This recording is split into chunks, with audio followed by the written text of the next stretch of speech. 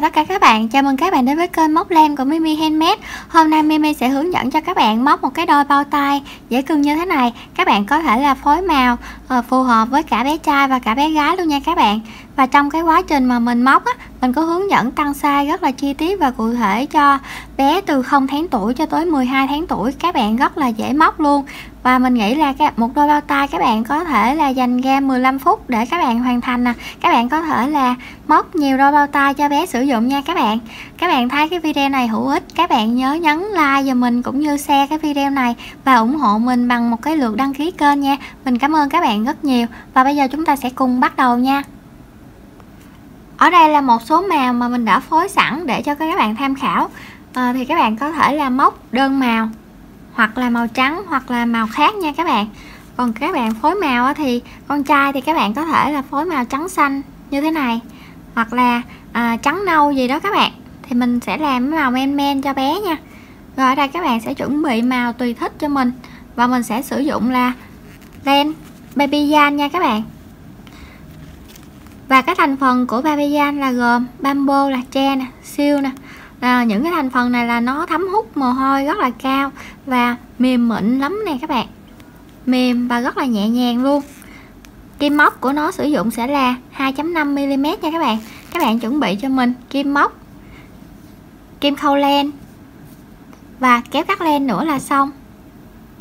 Hôm nay là mình sẽ hướng dẫn cho các bạn từ cái size sơ sinh cho tới size 1 tuổi đó các bạn. Còn nếu mà cái size mà từ 1 tuổi trở lên nữa, lớn hơn, những bé lớn hơn thì mình sẽ hướng dẫn ở clip khác nha.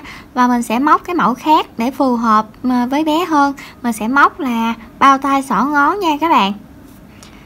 Và hôm nay với cái size này chúng ta sẽ dành cho baby còn trong tháng, tức là mới sinh và sử dụng tới đầy tháng nha các bạn. Cái size này và cái size này thì chúng ta sẽ sử dụng là 2, 3, 4 tháng gì đó tùy theo cái số đo cân nặng của bé nữa. Thì cái này là mình có thể là phối một màu trắng, cái này là trắng kem. Các bạn có thể là móc một màu trắng tinh sử dụng cho bé trai bé gái đều được nha các bạn. Còn trắng hồng này là mình sẽ sử dụng cho bé gái. Trắng xanh như thế này cũng sẽ sử dụng cho bé trai được nè các bạn, bé trai bé gái đều được ha. Và mình đã chia ra hết rồi. Đây là trong tháng, đây là 2, 3, 4 tháng, đây là 5, 6, 7 tháng, ở đây là 8, 9, 10, 11 và 12 tháng luôn. Tại vì ở đây á, nó sẽ tạo cái không gian thoải mái cho những bé là từ 6 tháng trở lên nè các bạn. Và cái chỗ này là nó ôm chặt cái cùm tay của bé rồi, không có sợ sức luôn nè. Rồi bây giờ chúng ta sẽ bắt đầu nha. Mình sẽ hướng dẫn cho các bạn cái size mà từ 2, 3, 4 tháng nha các bạn. Rồi mình sẽ hướng dẫn từ cái chỗ nào thì các bạn sẽ cần tăng size hoặc là giảm size, và cái số hàng mà các bạn cần phải móc. Rồi mình sẽ dựa theo cái mô phỏng này để mà mình sẽ móc nha các bạn.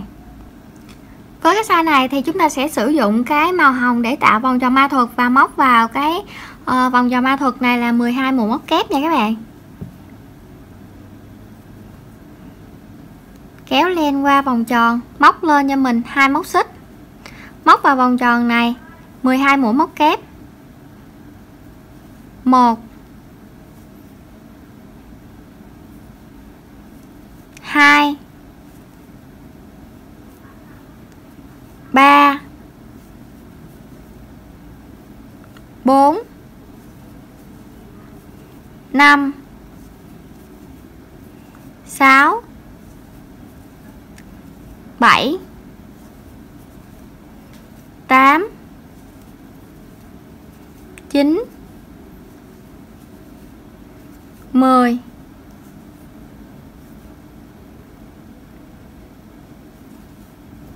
11 và mũi cuối cùng 12. Ở cái điểm này các bạn sẽ lưu ý cho mình nha. Size trong tháng các bạn sẽ móc là 11 mũi móc kép. Size 2, 3, 4 tháng các bạn sẽ móc là 12 mũi móc kép. Size là 4, 5, 6 tháng thì các bạn sẽ móc là 13 mũi móc kép. Size là 7, 8, 9, 10 và có thể là mang tới 12 tháng luôn nha các bạn. Ở size này các bạn sẽ móc cho mình 14 mũi móc kép. Sau khi các bạn đã móc xong 12 mũi móc kép thì các bạn sẽ rút nó lại cho nó chặt.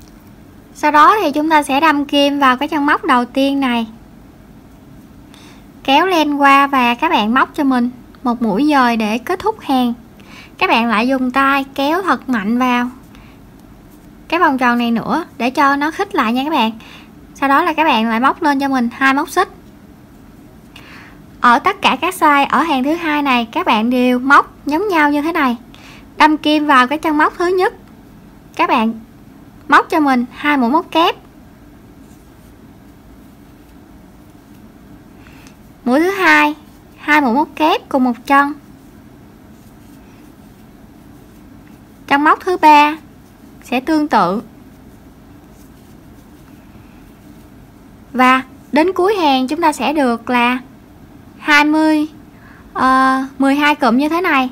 12 x 2 sẽ là 24 mũi móc kép nha các bạn. Với cái size này là 24 mũi móc kép. Với cái size mà trong tháng là 22 mũi móc kép. Với cái size mà từ 4, 5, 6 tháng thì chúng ta sẽ là 26 mũi móc kép. Đối với cái size từ 6 đến 12 tháng thì chúng ta sẽ có là 28 mũi móc kép. Bây giờ chúng ta sẽ làm lần lượt đến cuối hàng, mỗi chân móc là 2 mũi móc kép.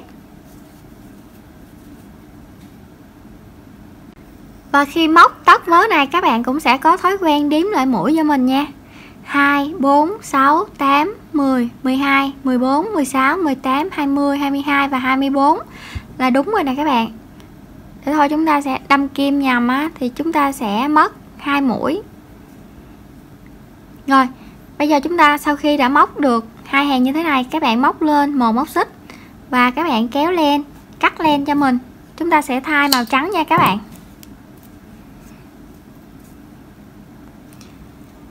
Các bạn sẽ đâm kim vào cái chân móc kế bên này nè các bạn. Cái chân móc mũi dời á. Các bạn sẽ kéo len qua. Và các bạn đưa cái len màu hồng này qua bên đây đi. Các bạn móc lên cho mình 2 mũi móc xích. Các bạn đâm kim vào cái chân móc kế bên này nè các bạn. Đây cái chân móc đầu tiên này, các bạn móc cho mình một mũi móc kép. Nhớ kẹp hai sợi len thừa lại với nhau nha các bạn. Chân móc thứ hai, một mũi móc kép. Chân móc thứ ba, một mũi móc kép.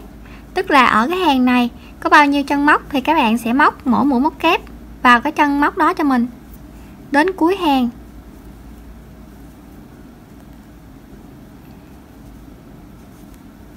Chúng ta sẽ nẹp hai cái len này lại vào cái mũi móc này luôn. Một lát nữa sau khi mà chúng ta móc kết thúc đó các bạn, chúng ta sẽ lộn lại cái mặt trái để mà chúng ta sẽ giấu len và cắt len luôn nha các bạn. Khi chúng ta hoàn thành đi rồi chúng ta dành thời gian ra để mà giấu len và cắt len.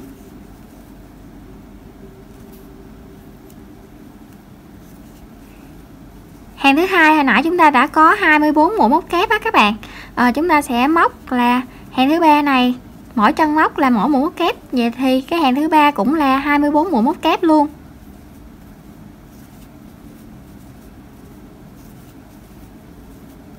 Mình sẽ móc đến cuối hàng cùng các bạn.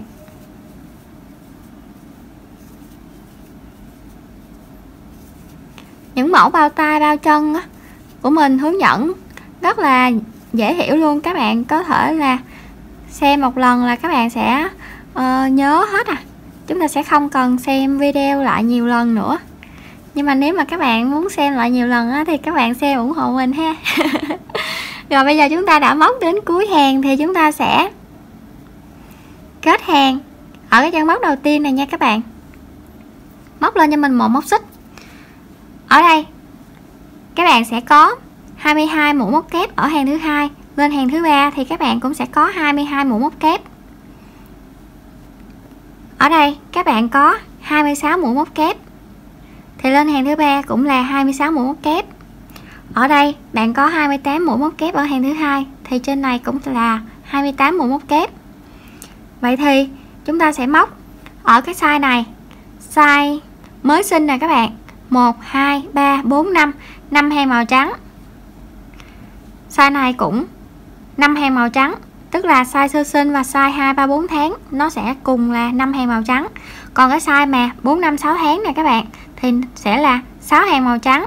Cái size mà từ 6 đến 12 tháng là 7 hàng màu trắng nha các bạn. Bây giờ chúng ta sẽ móc thêm 4 hàng màu trắng tương tự như cái hàng màu trắng đầu tiên này nữa để mà chúng ta được 5 hàng. Rồi mình sẽ gặp nhau khi mà chúng ta móc đủ 5 hàng nha các bạn.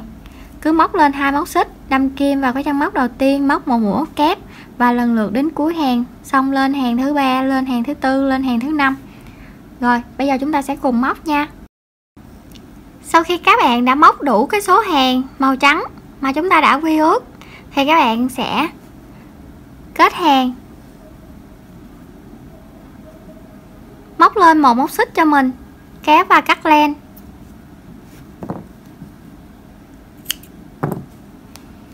Các bạn ở size nào thì chúng ta sẽ móc cái số hàng ở phần giữa y như size đó nha các bạn.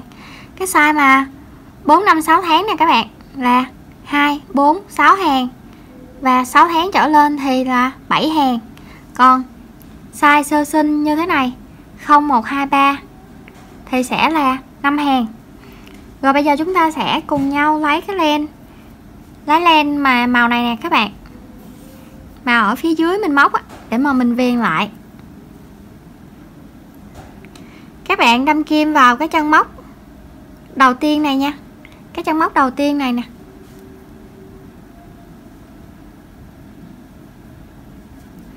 kéo len qua. Các bạn để cái len màu trắng này bên đây luôn để mình nẹp nó lại, móc lên cho mình 2 mũi móc xích, đâm kim vào cái chân móc đầu tiên này, các bạn móc cho mình một mũi móc kép. Rồi các bạn sẽ kéo cái len màu hồng lại cho nó gọn lại các bạn. Chân móc thứ hai các bạn sẽ móc cho mình một mũi móc kép.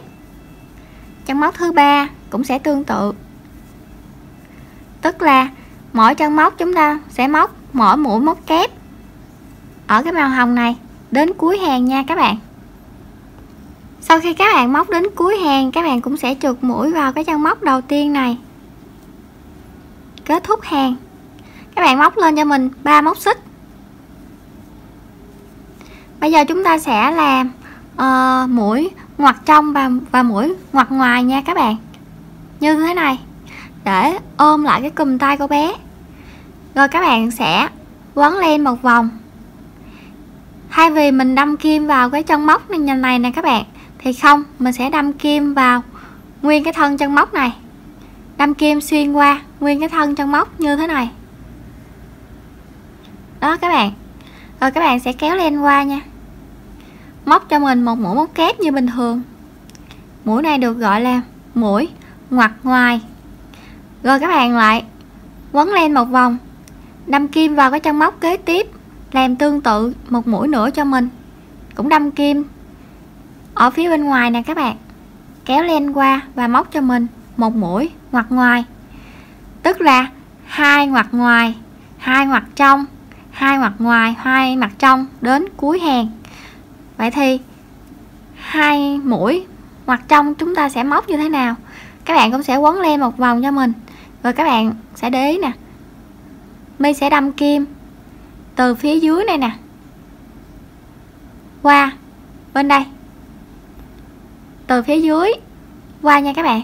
Rồi My sẽ kéo cái len này lên đây, chúng ta sẽ được là 3 vòng len trên kim, giống như là chúng ta kéo một mũi móc kép như thường á.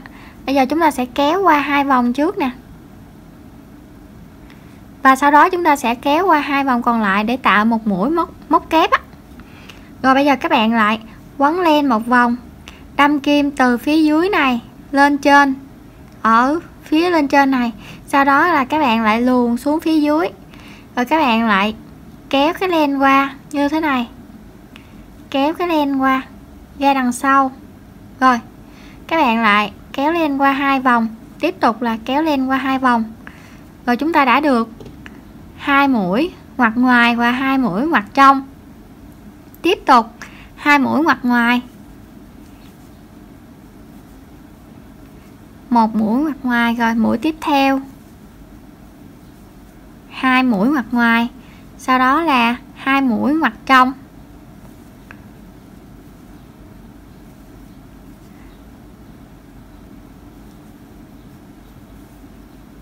Rồi các bạn sẽ làm tương tự như vậy đến cuối hàng cho mình nha. Khi các bạn móc đến cuối hàng, các bạn cũng sẽ trượt mũi vào cái chân móc đầu tiên này nè các bạn. Đây, cái chân móc này, chân móc đầu tiên nha, và trượt mũi cho mình. Chúng ta cũng sẽ móc lên 3 móc xích. Rồi bây giờ mũi nào là mũi ngoặt ngoài thì chúng ta sẽ lên hàng tiếp theo là móc mũi ngoặt ngoài. Mũi nào mà ngoặt trong á, thì chúng ta sẽ móc là mũi ngoặt trong nha các bạn. Các bạn cũng sẽ quấn len, đâm kim luồn từ phía dưới này qua đây và kéo cái len này lên phía trên á, thì chúng ta sẽ tạo một mũi ngoặt ngoài. Rồi muốn tạo mũi ngoặt trong thì chúng ta lại quấn len, đâm kim từ phía dưới lên, lại luồn qua phía dưới, kéo len qua và giữ cái len ở phía dưới, và chúng ta sẽ móc một mũi móc kép như bình thường.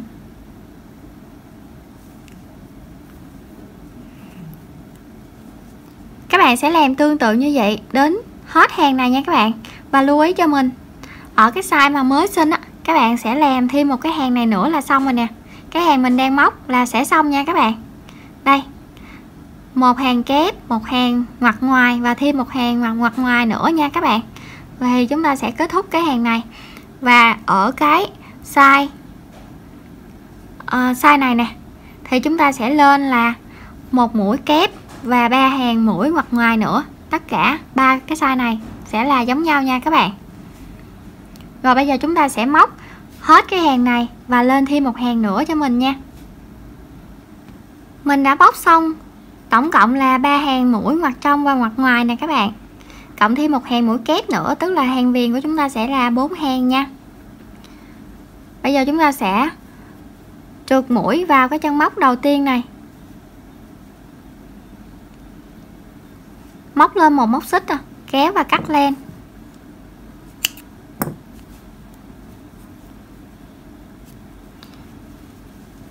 Đối với cái size này thì chúng ta có tổng cộng là 3 hàng. Đối với size này là 4 hàng, size này là 4 hàng và size này là 4 hàng. Chỉ khác là trong cái khoảng trắng này thôi nè các bạn, và ở chỗ mình tạo mũi kép.